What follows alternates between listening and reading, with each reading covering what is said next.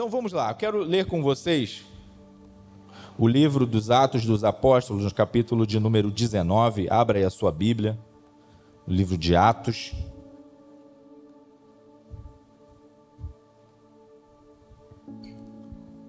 Mestre Mael. O livro dos Atos dos Apóstolos, no capítulo de número 19.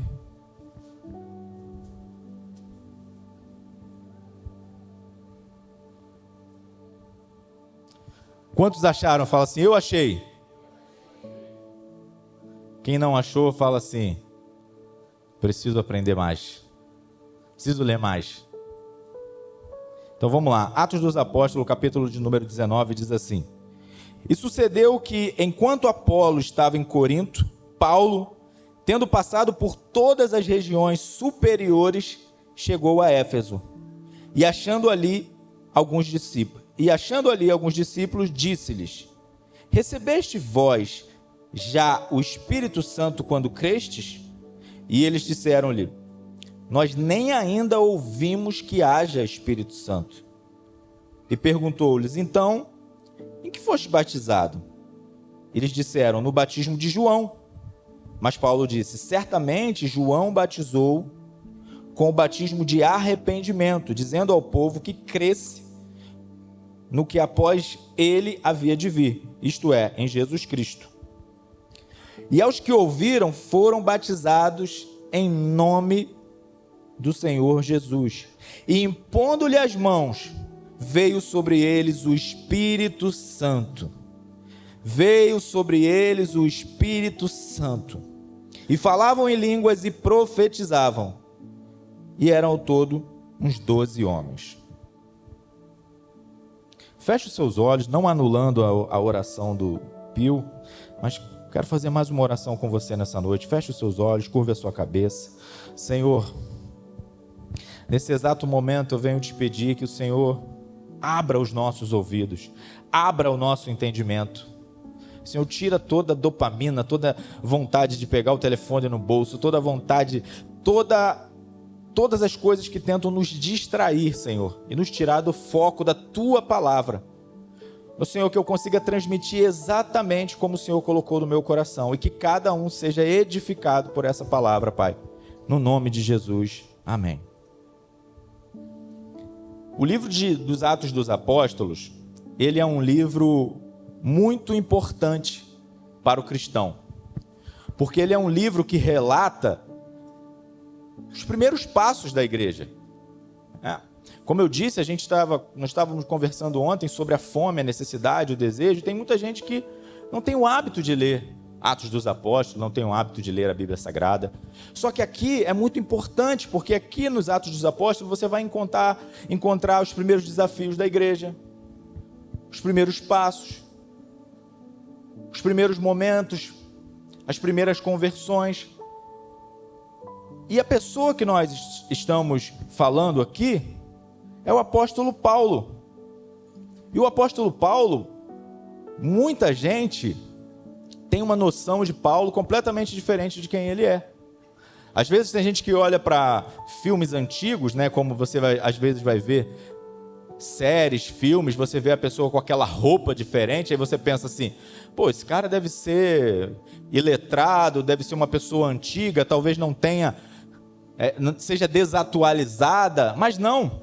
O apóstolo Paulo, se fosse nos dias de hoje, talvez seria uma pessoa que andando na rua ou saindo na internet, ou você abrindo o Instagram, você ficasse impressionado, porque estaria lá talvez Paulo, formado em Harvard, na melhor faculdade da Terra, uma das melhores, Paulo, diplomata, como nós estávamos falando ontem, um passaporte dele para poder ele entrar e sair de qualquer lugar. Paulo, talvez professor de filosofia dentro de uma faculdade, que conseguia discursar com total propriedade, e todos que ouviam Paulo ficavam surpresos.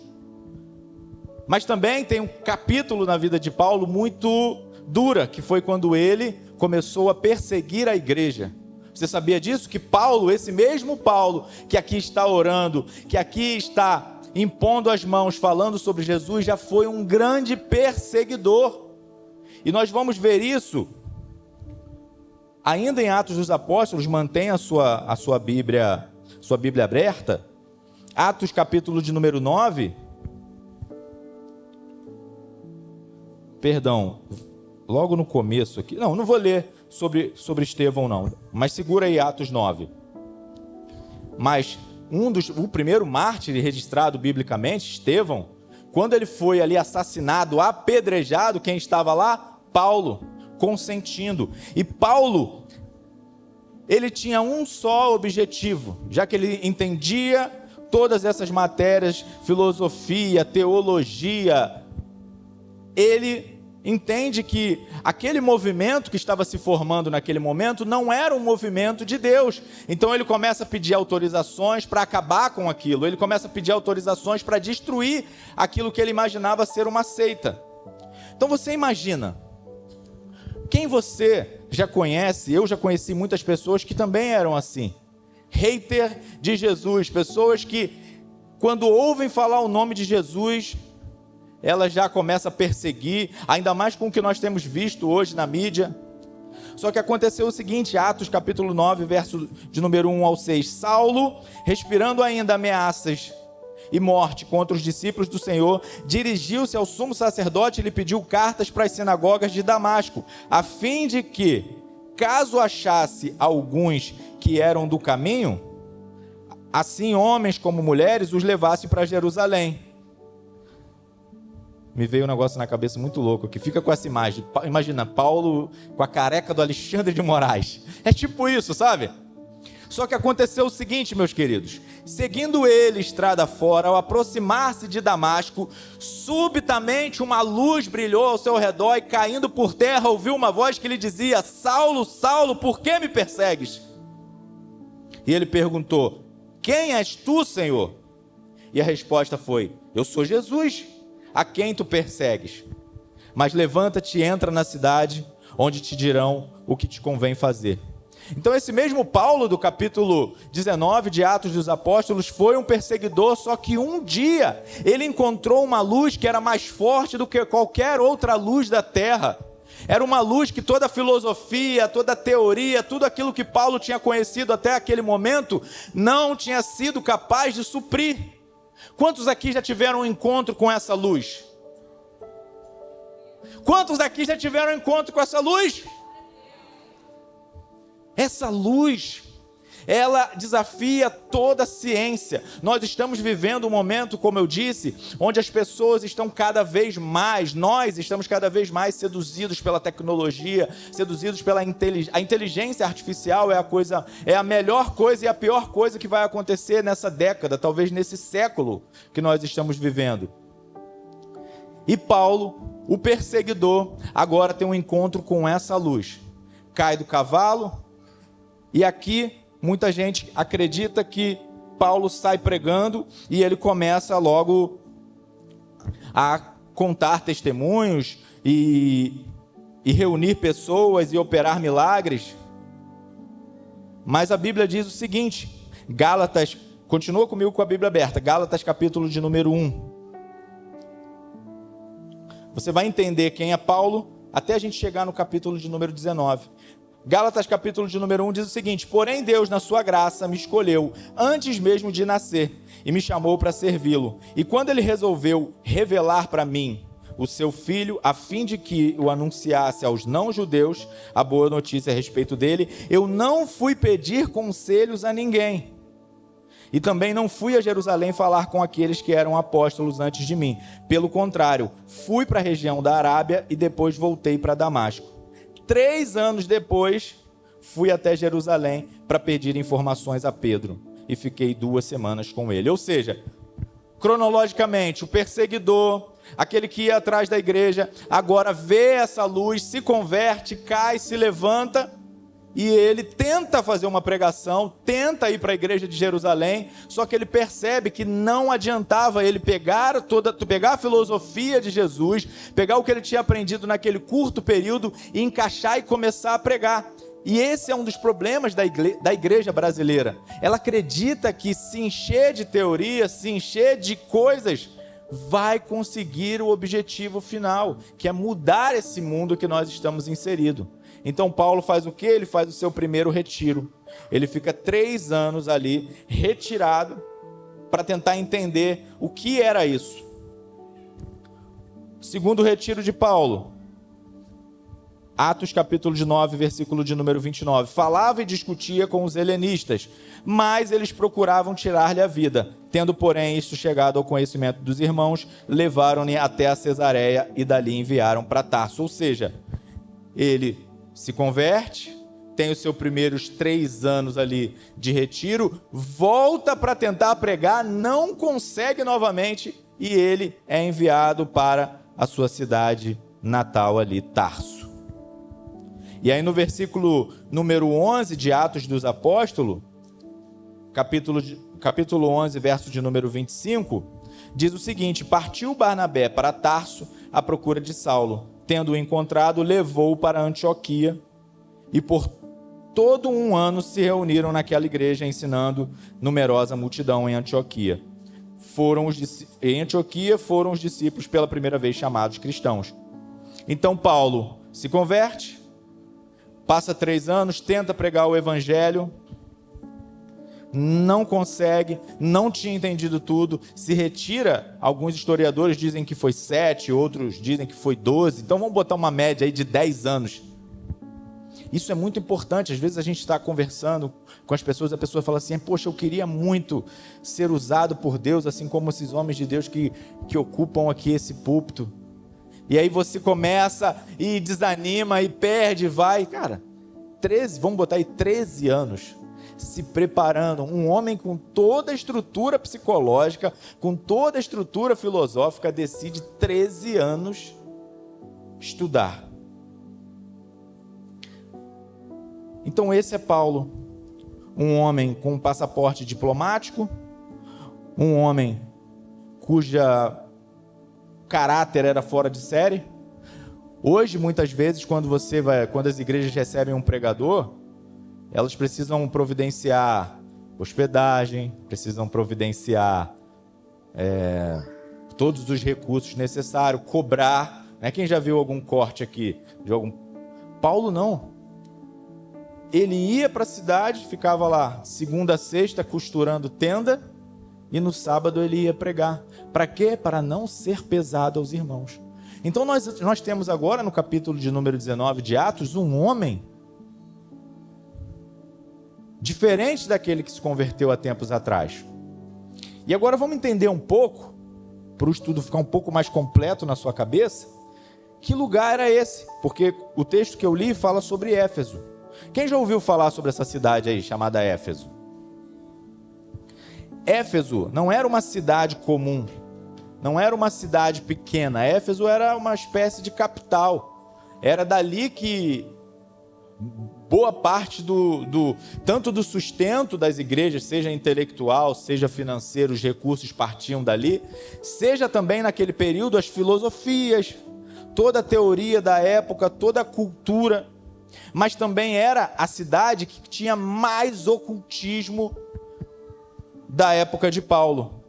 Por exemplo, um episódio famoso na vida do apóstolo Paulo foi aquele episódio em que, depois de pregar ali, as pessoas se arrependendo dos seus pecados, se arrependendo de carregar livros de bruxaria, ocultismo, levam para a cidade e colocam fogo naquilo. E diferente de hoje, que você bota fogo no livro, você vai ali na livraria e compra de novo, não era assim. Então estima-se ali que pelo menos, eu fiz uma conta, né?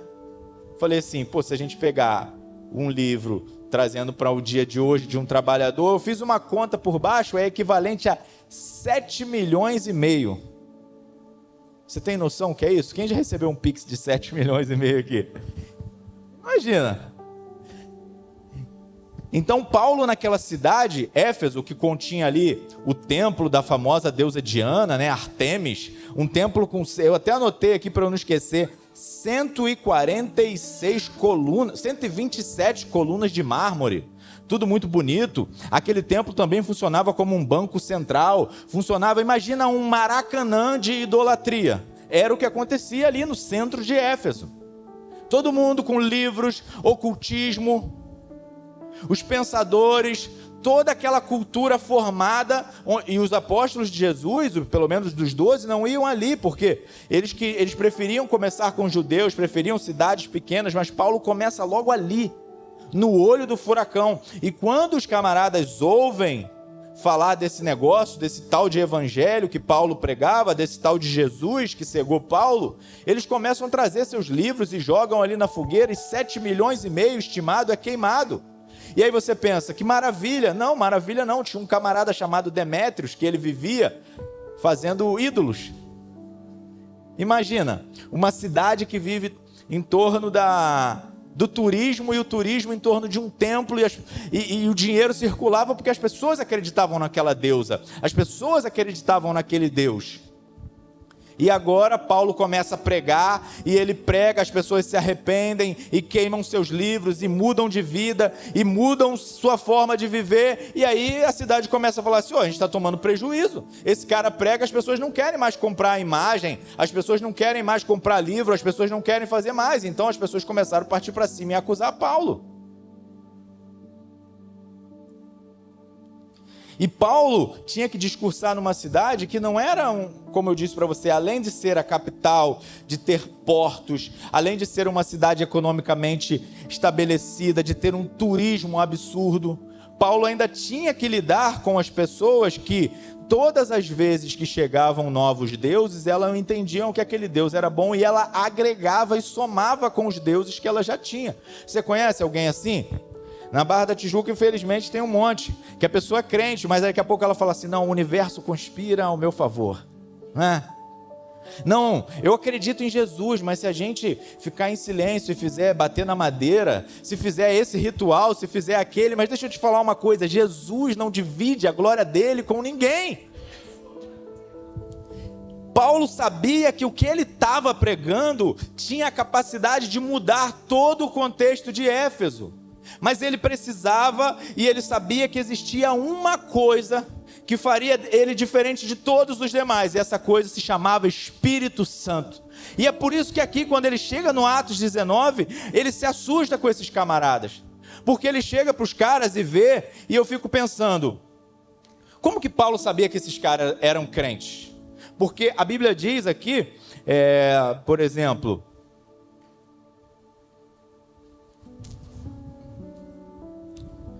volta aí onde você estava, tá? No começo que eu pedi, Atos 19. Sucedeu que enquanto... 19:2. Disse-lhes: recebestes vós já o Espírito Santo quando creres? Quando creram? Então imagina o seguinte, segundo aqui o original, o verbo que está aqui, encontrou, né? Encontrou esses homens, conversou com esses homens, é um verbo que não sugere que foi um encontro por acaso. O verbo original diz assim: achar após buscar. Então eu imagino que Paulo, sabendo dos desafios que ele tinha de pregar em Éfeso, ele procura esses camaradas, ele procura aqueles que supostamente já tinham se convertido, e ele vai conversar com esses caras. Só que, você acha que Paulo chegou assim para eles e falou assim: tudo bem, não sei o que, né? Tudo bem? Deixa eu te falar, recebeu o Espírito Santo quando creram? Não, houve um diálogo. E talvez nesse diálogo os caras falaram assim: não, eu sou servo do Senhor Jesus. Não, eu sou crente. O Senhor é a minha fortaleza. O Senhor é o meu sócio. Paulo, vou falar isso que a Daiane gosta. Eu amo a sua vida, Paulo. Talvez esses homens tinham o discurso gospel que nós estamos acostumados a ouvir. Talvez esses homens se intitulavam crente, mas tinham na sua prateleira todos os outros deuses. Só que alguma coisa incomodou Paulo. Você já viu uma pessoa, que a pessoa está conversando contigo e ela é santo, de repente a criança cai no chão, ele dá um grito com a esposa, fala: o que é isso? Você fala: peraí, tem alguma coisa errada. Não é o mesmo cara que estava conversando comigo? Ou o cara aqui é uma bênção, está louvando, só que quando ele chega no escritório, quando ele chega na empresa, quando você entra no transporte, você está no último lugar, ele não te vê, ele faz grosseria com o motorista, ele no carro te dá uma fechada, e quando dá uma fechada você olha: olha lá o adesivinho da CPGA, olha lá o adesivinho da Novos Começos. Já aconteceu isso com vocês? Você conversa com a pessoa parece ser crente, mas algo dentro de você fala assim, tem um negócio estranho. E esse negócio estranho fez Paulo perguntar, vocês receberam o Espírito Santo quando vocês creram? Porque tem gente, meu irmão, que está tentando na força do braço. Talvez você não está conseguindo o êxito naquilo que você está colocando o Senhor, porque ainda assim você está tentando na força do braço. E Paulo, no meio de tantos deuses pagãos, Paulo, no meio de tantas filosofias e coisas contrárias ao Evangelho, ele tinha certeza que não teria êxito se não fosse a presença e se não fosse o Espírito Santo de Deus. Então Paulo, ele pega e fala assim, e quer ver uma prova disso? Pausa aí, Atos 19, volta em Atos número 18, Atos 18, 23. Estando ali algum tempo, partiu, passando sucessivamente pela província da Galácia. 24. E chegou a Éfeso um certo judeu chamado Apolo, natural de Alexandria, homem eloquente e poderoso nas Escrituras. Este era instruído no caminho do Senhor e fervoroso de espírito. Falava e ensinava diligentemente as coisas do Senhor, conhecendo somente o batismo de João. E ele começou a falar ousadamente na sinagoga. E quando ouviram, Priscila e Áquila fizeram como Paulo ali, o levaram consigo e declararam mais precisamente o caminho de Deus. Ou seja, Apolo, que lá na frente você vai ouvir a discussão, eu sou de Paulo, eu sou de Apolo, lá ele já estava crente, mas aqui ele ainda estava meio estranho, ele só conhecia o batismo de João, assim como esses camaradas. Então Paulo chega para esses caras e pergunta, vocês receberam o Espírito Santo quando creram? E aí eu pergunto para você, você recebeu o Espírito Santo quando creu? Ou você vai dizer assim como eles disseram aqui, ué, nós nem ainda ouvimos que haja Espírito Santo. Uma das coisas mais tristes, a gente comenta muito o quanto as coisas começaram a mudar nos últimos dias, nos últimos anos, nos últimos meses. E é nítido, é notório que nós vemos que o Espírito Santo e as pessoas não estão como estavam, como eram antes. Então Paulo se choca ao ver que esses homens tinham linguajar, eles tinham postura, eles tinham uma retórica talvez, só que eles não tinham o principal, eles não tinham o Espírito Santo. E eles param ali. E eles entenderam que o batismo de João era suficiente. Então, eu fico imaginando como deveria ser, talvez, eles conversando, talvez, como deveria ser eles pregando. Porque uma pregação sem Jesus e sem o Espírito Santo, talvez era igual algumas palestras que você vai hoje em dia, que você vai lá achando que é uma coisa e é uma coisa completamente diferente. Então, Paulo chega para esses homens, explica que Jesus é o Cristo, e eu fiquei pensando, durante esses dias nesse texto, eu falei assim, por que será que esses homens eles aceitaram o batismo de João, pararam ali, mas por que será que eles não avançaram? Eu fiquei pensando, e a primeira teoria que veio na minha cabeça é, eles não avançaram porque eles talvez não tiveram, porque a distância da informação de chegar, havia essa possibilidade. Só que aí depois eu pensei, tá, Jesus viveu 3 anos e meio, vamos dizer assim, o ministério de Jesus. E será que não chegou nenhuma notícia?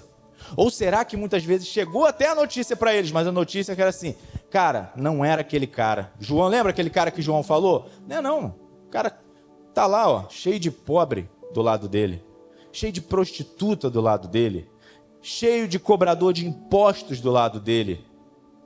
Sabe como que estão chamando ele? Amigo de pecadores. E aí esses caras falaram assim, não é possível que é aquele que nós esperamos. E esse é o motivo de muita gente ainda hoje não avançar. Porque às vezes você quer avançar, você quer o sucesso nos negócios. Só que às vezes Deus vai te pedir assim, Deus vai te falar assim, não é agora. Porque se eu te der agora, você não vai conseguir suportar. Se eu te der agora, você não vai conseguir avançar da maneira correta. Se eu te der agora, você não tem estrutura suficiente para lidar com isso. E Paulo, ele começa a criar ao longo do seu ministério, com mais evidência ainda, vacinas para impedir, trazendo para os dias de hoje, que nós fôssemos como esses homens aqui, incompletos. Homens com bom intelecto, homens com conhecimento bíblico muitas vezes, mas falta alguma coisa, sabe?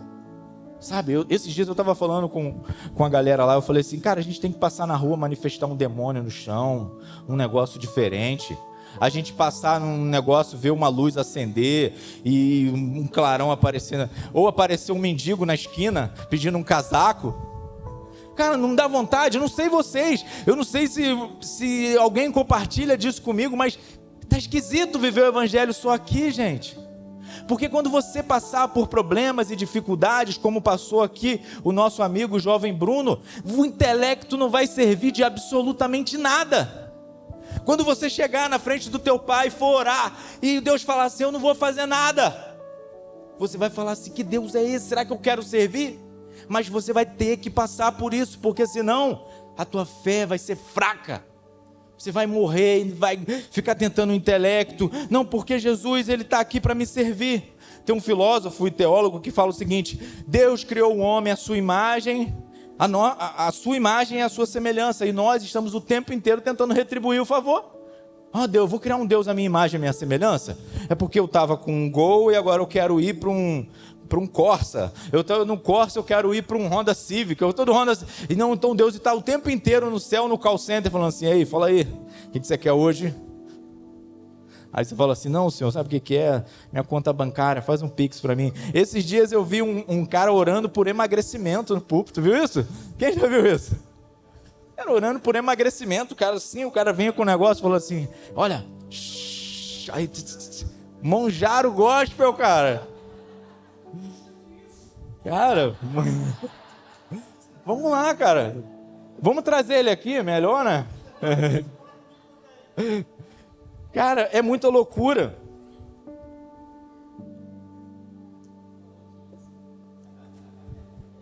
E aí Paulo, sabendo disso, ele... Que horas que acaba o culto aqui? 8 horas?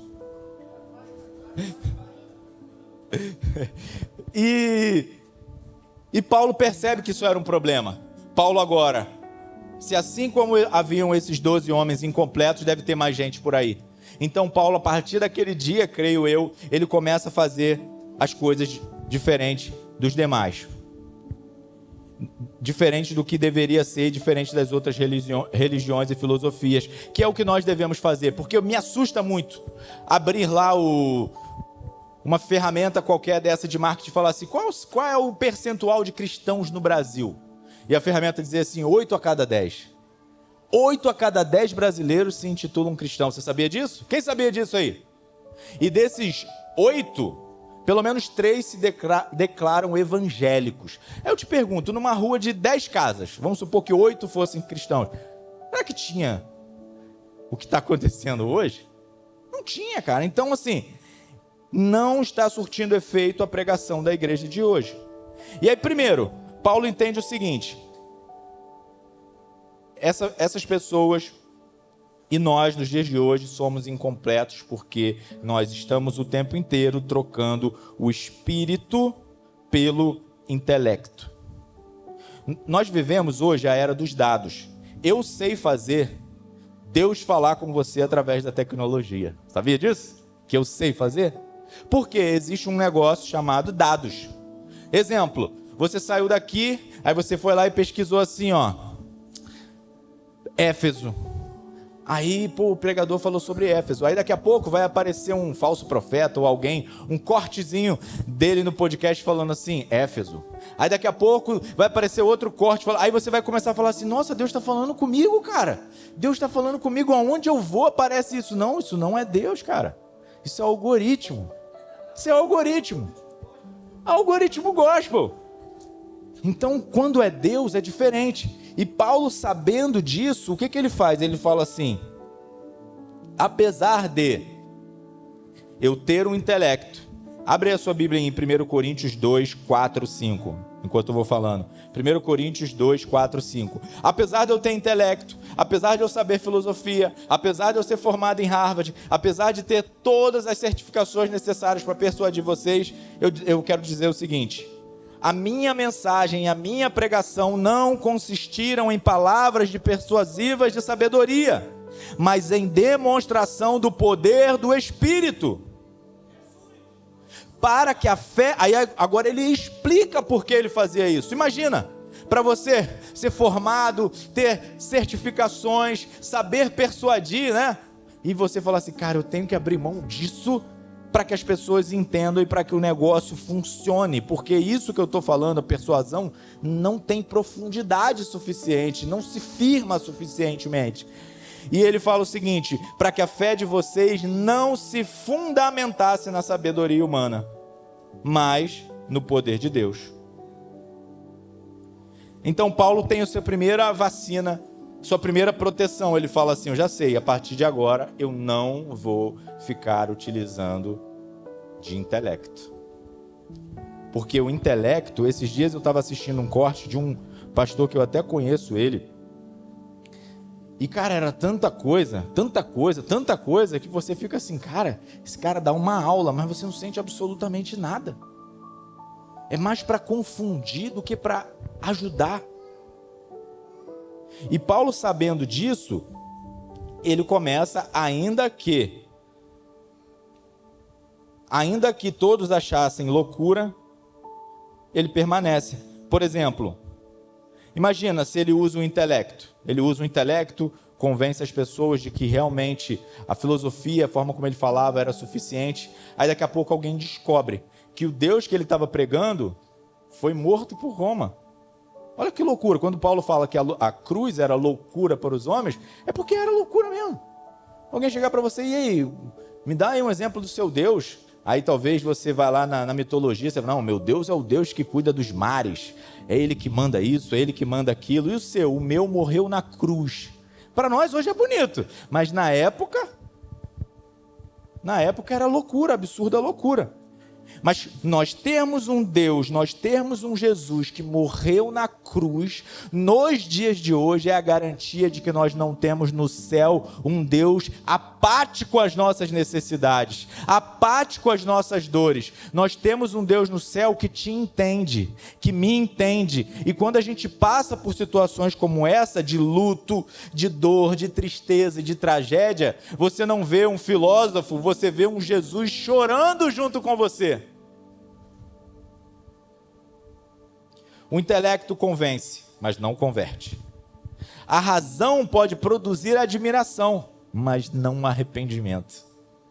A eloquência gera aplauso, mas a cruz gera morte do ego.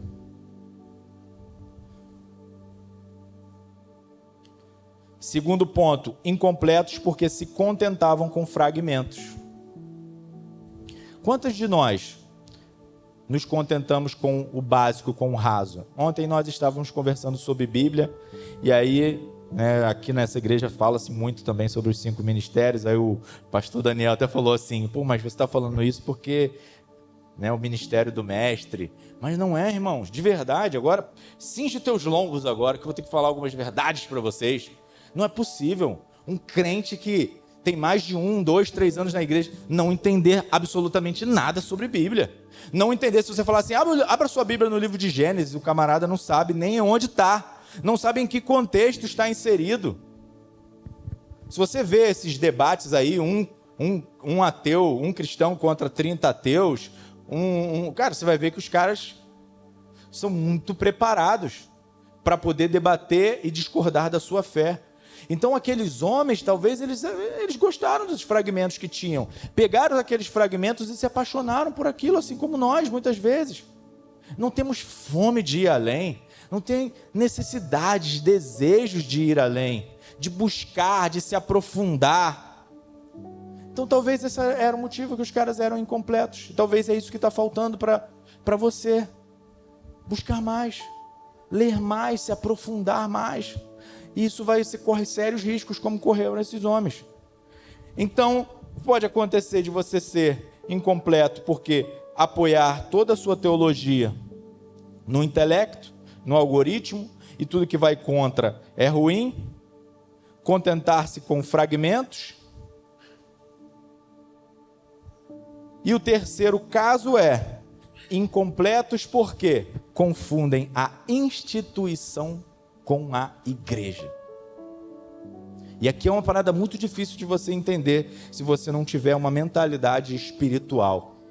A instituição, o CNPJ, a rede, a franquia, ela organiza o corpo, ela cuida do corpo, mas ela não é o teu destino final. Nós estávamos conversando sobre isso.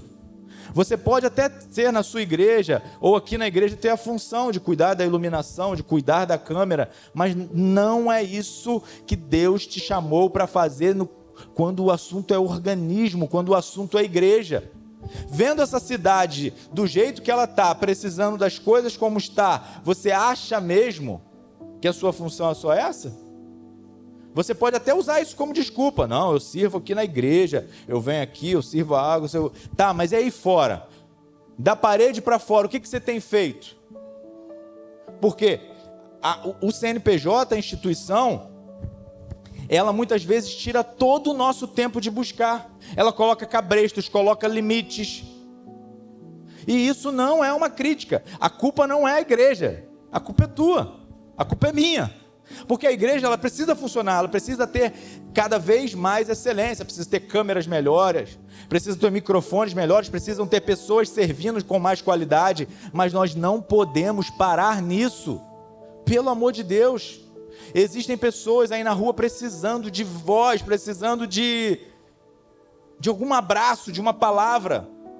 E nós estamos assim, não, mas eu ainda não sou, eu ainda não tenho, eu ainda não sei. E nós estamos tão ocupados com a organização que nós esquecemos do organismo. E por isso nós ficamos incompletos, pô. Por isso. Aqui nós sempre falávamos, né? Pastorear cidade, falar sobre a cidade. Eu, desde que eu saí daqui, eu ficava perturbado falando com Deus assim, Deus, o que o Senhor quer de mim? E o Myles Munroe, né, que é um livro, um autor que eu e o pastor a gente compartilha muito, ele falava o seguinte: verdadeiros líderes não buscam seguidores. E eu comecei a falar isso para mim mesmo. E alguém já tinha profetizado para mim que a minha empresa, a minha casa seriam hospitais, e começou a vir gente perturbada, gente ruim, gente de todo tipo. E eu falei assim, a minha função nesse momento é ajudar essa pessoa, independente de CNPJ, independente do meu cargo, independente da minha função. Você tem um poder dentro de você que nenhum outro ser humano tem, que nenhuma filosofia tem. Seja através de um abraço, seja através de uma palavra, seja através de um vídeo. Eu estava falando esses dias, nós precisamos de mais influenciadores. Porque às vezes você critica o teu filho que está assistindo um influenciador o dia inteiro. Por que você não grava um vídeo então? Por que você não começa a produzir conteúdo então para ele? Por que você não começa a ensinar, a gastar tempo?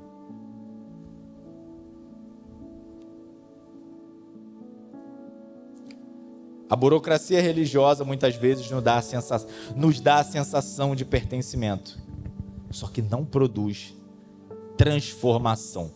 Não produz. Você pode se contentar em ficar 2, 3, 4, 5 anos sentado aí, vindo todos os domingos, mas se você não entender a sua função no reino, você não vai avançar. Você não vai avançar, cara. Você não vai avançar. Você acha mesmo que você foi chamado só para fazer isso? Você acha mesmo? E por último, para terminar, por que esses homens eram incompletos? Eu acredito que eles eram incompletos porque eles perderam o principal. Cadê o mestre das teclas? Incompletos porque eles perderam a fome. E muitos extinguiram o espírito. Com E maiúsculo.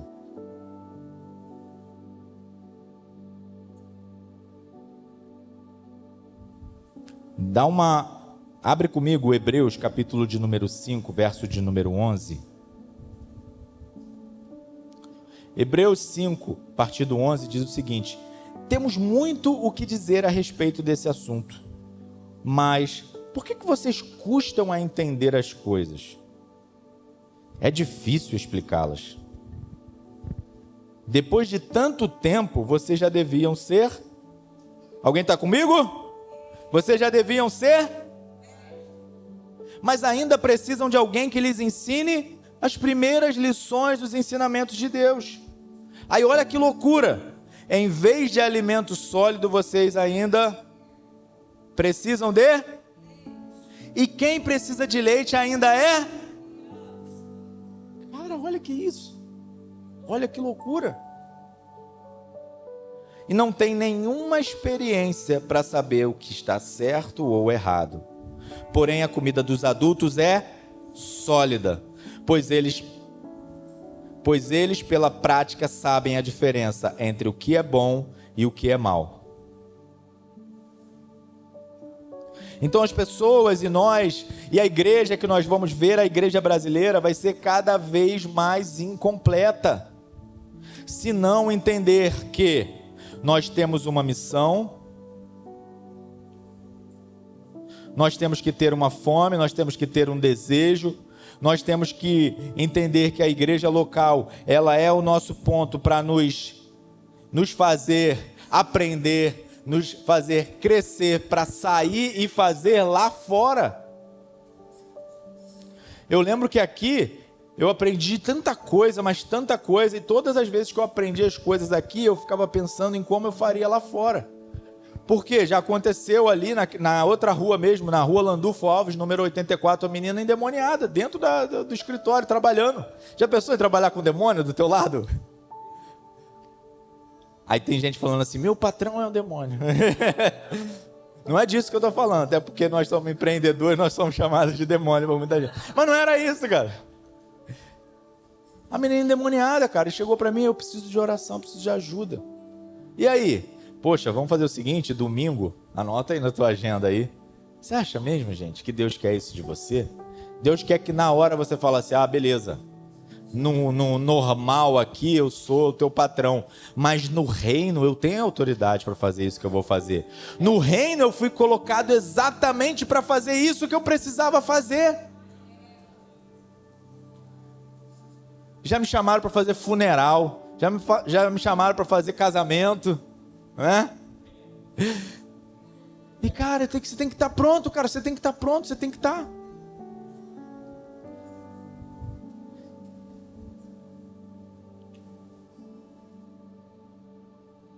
Perder a fome, muitas vezes a evidência disso vai ser que nós não vamos deixar que Jesus entre em todas as áreas da nossa vida. Perder a fome vai nos fazer ter fragmentos, vai nos fazer apenas olhar para um tipo de Jesus, aquele que você formou na sua cabeça por algoritmos, porque você viu um corte do coaching fulano de tal, que falou que Jesus era aquele que morava na beira da praia, portanto era rico. Você vai ouvir o segundo corte do cara falando que Jesus é aquele que está pronto para resolver todos os seus problemas. Você vai ver que cristianismo é cultura, Como disse agora o nosso querido Luiz Inácio, que agora o gospel é a cultura. E como qualquer cultura, seja cultura gospel, seja outro tipo de cultura, recebe verba do governo. E daqui uns dias, sabe o que vai acontecer? A igreja vai estar passando dentro do sambódromo, porque recebeu verba para aquilo. E nós temos que entender que não é isso. Nós temos que entender que Jesus não é só essa ótica. Tiago e João eram assim. Os dois irmãos ali, que começaram com Jesus lá praticamente desde o começo. Eles conheciam Jesus que conseguia parar o vento, certo? Conseguiam ver o Jesus que multiplicava o pão, certo? E eles chegam numa cidade e eles passam ali por Samaria e os caras começam a zombar dele, talvez falar algumas piadinhas. Ei, esse daí é judeu, não sei o que. Eles falam assim, mestre, nos autoriza por favor a mandar fogo para matar esses miseráveis? E aí Jesus fala, cara, vocês não têm noção por que vocês foram chamados. Sabe quando eles foram ter noção? Mais especificamente João, quando ele olha para a cruz. Isso é absurdamente, por isso que é a mensagem central do cristianismo. Porque imagina agora, se transporta para aquela época. Caminhou 3 anos e meio com um homem, que quando todo mundo tinha fome, sabe o que ele fazia? Multiplicava a comida. Quando faltava vinho, ele fazia surgir vinho. Quando o mar ficava bravo, sabe o que ele fazia? Acalmava o mar. E agora eles estão olhando. João está olhando e está falando assim: o que está acontecendo com você, mestre? Por que você não faz nada? E Jesus ali sangrando, para mostrar para mim e para você que ele não tem só o atributo triunfalista, não. Ele sangra por você, ele chora por você, ele é completo e vai nos tornar completos também. Para você acreditar muito mais nele do que na filosofia, porque isso que chegou até os nossos ouvidos não chegou de graça, chegou porque esse homem, ele entendeu que não tinha como vir na terra e dar cargos para eles, porque esses mesmos dois chegaram e falaram assim: mestre, por favor, uma perguntinha aí, eu posso sentar na direita, meu irmão, na esquerda, quando o Senhor triunfar? Não é às vezes o nosso anseio? Não foi Pedro também que falou: mestre, vamos fazer 3 tendas aqui em cima? Mas agora eles estão vendo um Jesus sangrando. Um Jesus sangrando. Os psicólogos, os médicos falam que não tinha como um homem, depois de ser chicoteado, humilhado, porque a humilhação cara, não vou dizer que é pior, mas é tão dura quanto o castigo físico. Ali sangrando na tua frente, os psicólogos dizem que não tinha como um homem naquele estágio proferir as palavras que Jesus pediu. Mas sabe o que Jesus estava ali na cruz ainda? Preocupado com João, preocupado com ele. Ele fala assim: filho, essa é tua mãe, está aí o seu filho. Então nós temos que entender que, se nós não entendermos tudo, se nós não tivermos nós não entendermos Jesus por completo, nós vamos falhar miseravelmente. O meu objetivo, pode baixar a luz para mim, por favor. O meu objetivo aqui nessa noite é que nós possamos entender exatamente isso.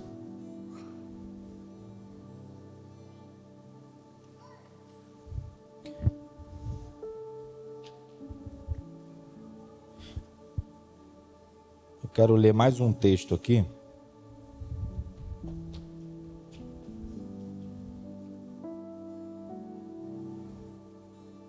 Lucas capítulo de número 24.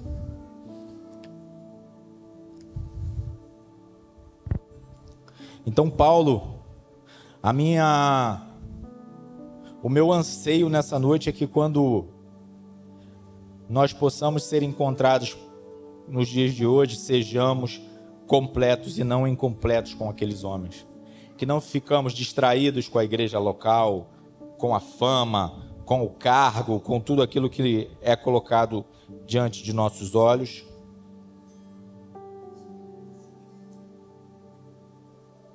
Lucas capítulo de número 24. Diz assim: naquele mesmo dia, 2 deles estavam indo para um povoado chamado Emaús, a 60 estádios de Jerusalém. No caminho, conversavam a respeito de tudo o que havia acontecido. Enquanto conversavam e discutiam, o próprio Jesus se aproximou e começou a caminhar com eles. Mas os olhos deles foram impedidos de reconhecê-lo.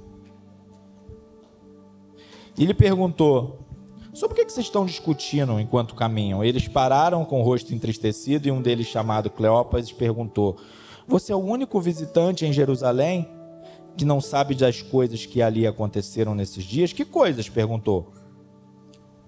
O que aconteceu com Jesus de Nazaré? Ele era um profeta poderoso em palavras e obras diante de Deus e de todo o povo. Os chefes dos sacerdotes e as nossas autoridades entregaram para ser condenado e crucificaram. Contudo,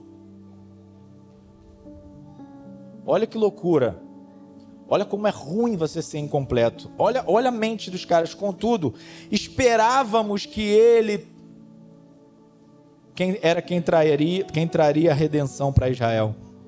Hoje é o terceiro dia desde que tudo isso aconteceu. Algumas das mulheres entre nós nos deram um susto hoje. Foram de manhã bem cedo ao sepulcro e não acharam o corpo dele. Elas voltaram e nos contaram ter tido uma visão de anjos e lhes disseram que ele estava vivo. Alguns dos nossos companheiros foram ao sepulcro e encontraram tudo exatamente como as mulheres haviam dito, mas não o viram. E ele lhes disse: como vocês custam a entender? Como vocês custam a entender? Não devia o Cristo sofrer essas coisas e entrar na sua glória? Então, começando por Moisés e por todos os profetas, explicou-lhes e assim por diante. Versículo de número 28. Ao se aproximarem do povoado para o qual estavam indo, Jesus fez com que ia mais adiante. Ele, porém, insistindo muito: fique conosco, pois o dia já findou. Está chegando a noite. Então parou para ficar com eles. Quando estava à mesa com eles, tomou o pão, deu graças, partiu e deu a eles. Então os olhos deles foram abertos e o reconheceram, mas ele desapareceu. E agora tem um texto-chave que é um dos textos que eu mais amo, apesar de ser pequeno. Ele fala assim: então perguntaram um ao outro: não ardia o nosso coração enquanto ele nos falava no caminho e nos explicava as Escrituras? Só a palavra não é mais suficiente, meus irmãos. Eu quero que o seu coração arda na presença dele. Fica de pé comigo.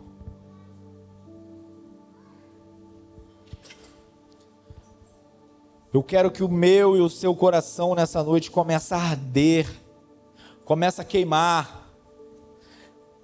Que nós possamos nessa noite entender, compreender que da maneira como estamos, nós não vamos resistir a tudo aquilo que está sendo proposto, a todos os nossos desafios, a tudo aquilo que a igreja, a comunidade, tudo aquilo que nós estamos vivenciando, os desafios que nós estamos e vamos encarar nos próximos dias. Nos próximos dias, como Paulo fala, a igreja vai começar a criar líderes da maneira como eles querem. Não traz esse cara não, porque quando ele vem aqui, ele fala as verdades e a igreja vai começar a se cercar de pessoas que só falam o que elas querem ouvir. E quando eu falo a igreja, eu e você, a gente tem que tomar cuidado. Porque daqui para frente não vai ser mais fácil de enxergar. Isso é Deus, isso não é Deus. Não vai ser mais igual era antigamente. Nós estávamos conversando ontem sobre isso. Como que a igreja avançou? A primeira igreja era aquela que dava medo nas pessoas, não é? O Deus de guerra. Você passava na rua, a pessoa marchava, sapateava, expulsava o demônio. Você tinha medo disso, não é? Caraca, tá vindo o cara aí, meu irmão. Eu já vi uma vez o cara expulsar um demônio assim numa sala, eu fiquei, que isso?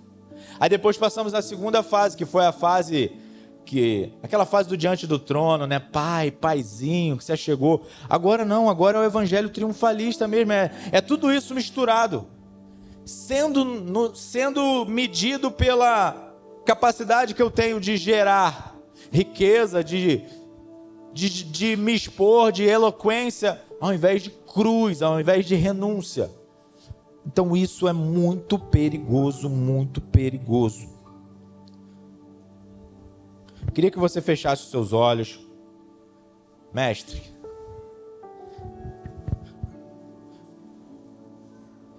depois inclusive eu quero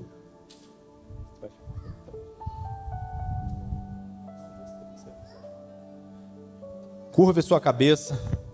Inclusive eu vou pedir para o pastor chamar aqui na frente, fazer o convite, não só para quem quer aceitar Jesus, quem quer iniciar uma nova vida, mas você que de alguma maneira se sente incompleto. Você fala assim: Herbert, cara, ainda bem que você trouxe essa palavra, porque eu estava assim, pela vontade que eu tenho de prosperar, de crescer, de avançar, eu estava quase esquecendo disso aqui, ó, desse negócio tão básico, dessa paixão. Eu estou ficando louco pelo algoritmo, as coisas estão aparecendo para mim, estão me fazendo crescer, mas eu estou sentindo que eu estou distante dele. Eu ouço falar do nome dele, mas sabe, eu não tenho mais intimidade com ele. Se eu ficar 1 hora com Jesus, fazendo um diálogo, eu vou falar assim: e aí, tá calor hoje, né? Não vai ter assunto, não vai ter intimidade.